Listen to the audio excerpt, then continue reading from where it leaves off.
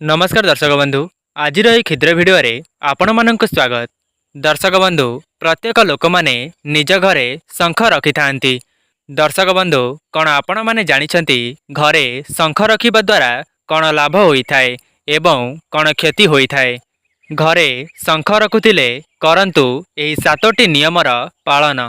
जदि आपणक घरे धनर अभाव लागी रहुछि एवं ता सहित जदि घरर उन्नति हेउ नहीं, घर को नकारात्मक शक्ति प्रवेश करुछि, तेबे এই ভিডিওটি आपण मानक पई।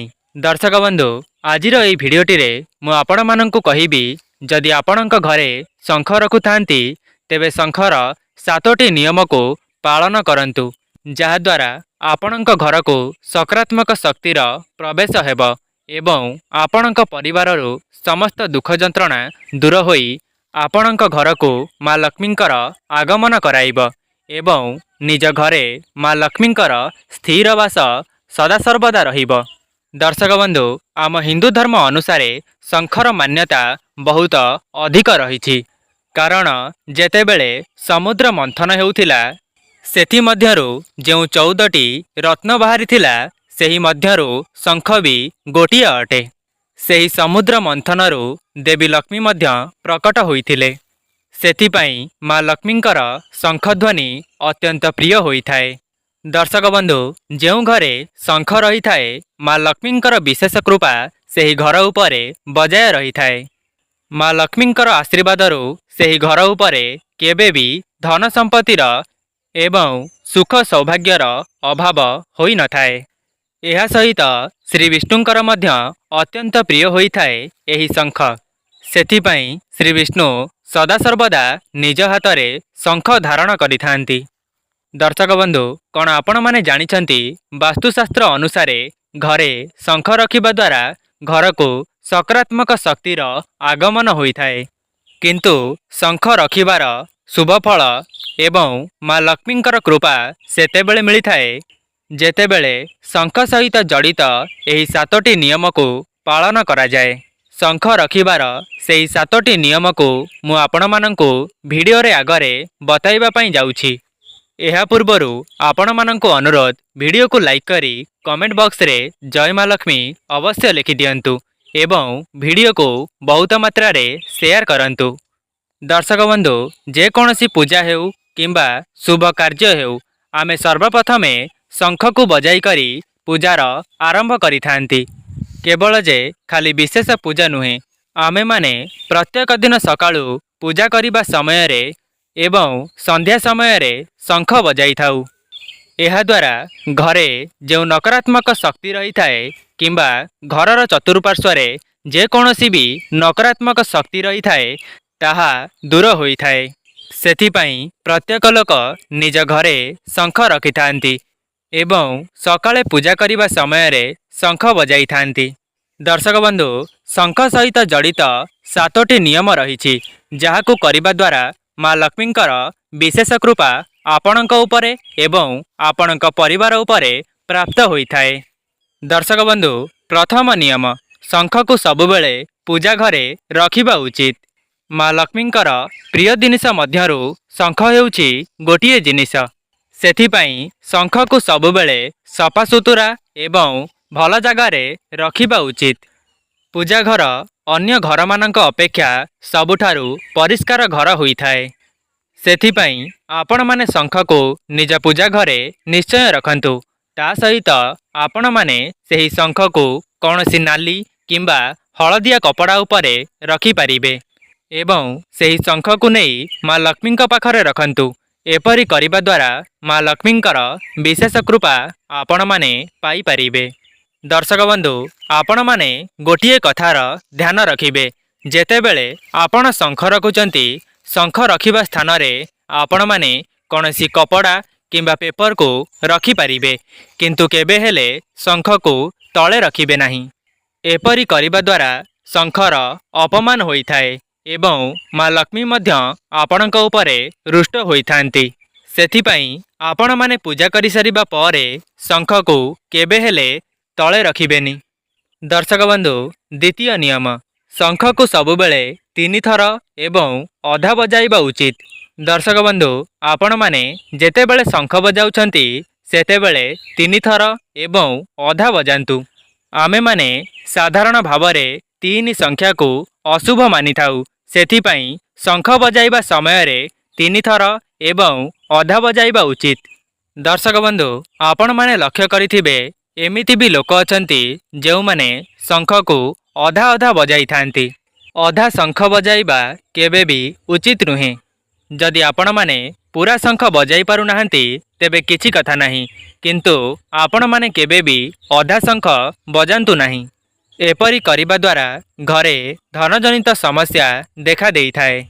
ता सहित घर को नकारात्मक शक्तिर प्रवेश होई थाए।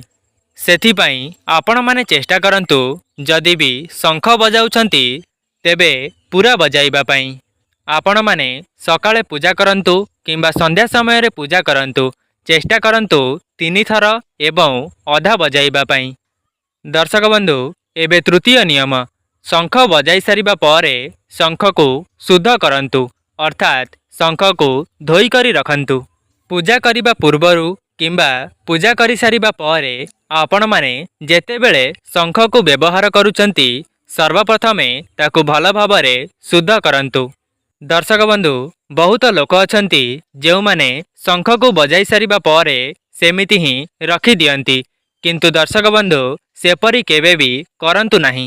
काहेकि ना शंख बजाई सारिबा परे ताहा अईठा होई जाई थाए। सेथिपई आपण माने शंख बजाई सारिबा परे जेउ जलरे ताकु धोउचंती सेही जलरे किछि गंगा जल मिसाई करी शंख को धोई देई रखी दियंतु।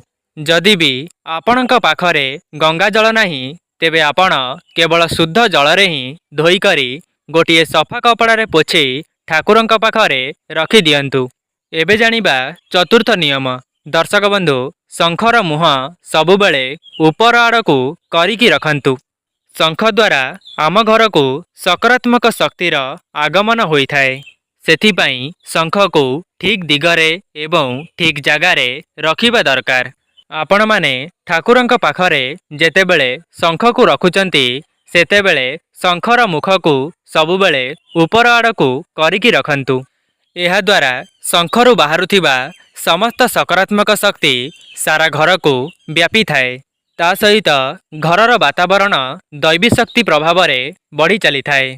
सेथिपई आपण माने जेतेबेले शंख रखुचंती ताहार मुख को ऊपर आड़कू रखिबे एवं ता सहित माँ लक्ष्मी श्री विष्णुंक पाखरे निश्चय शंख को रखिबे। दर्शक बंधु एबे जानिबा पंचम नियम। शंख को आपण माने घरर केउ दिगरे रखिबे। आपण माने पूजा घरर पूर्व दिगरे शंख को रखिबा उचित। एहा द्वारा घरे सबुबेले सकारात्मक शक्तिर संचार होई थाए। ता सहित आपण माने उत्तर पश्चिम दिगरे शंख को रखि पारिबे। किंतु दर्शक बंधु आपण माने चेष्टा करंतु घरर पूर्व दिगरे ही शंख को रखिबा पई। दर्शक बंधु जदि आपणकर धनजनित किछि समस्या रहिछि तेबे एई उपायटी आपण थरे मात्र करिकी देखंतु। देखिबे आपणको एहार सुफल निश्चय प्राप्त हेब।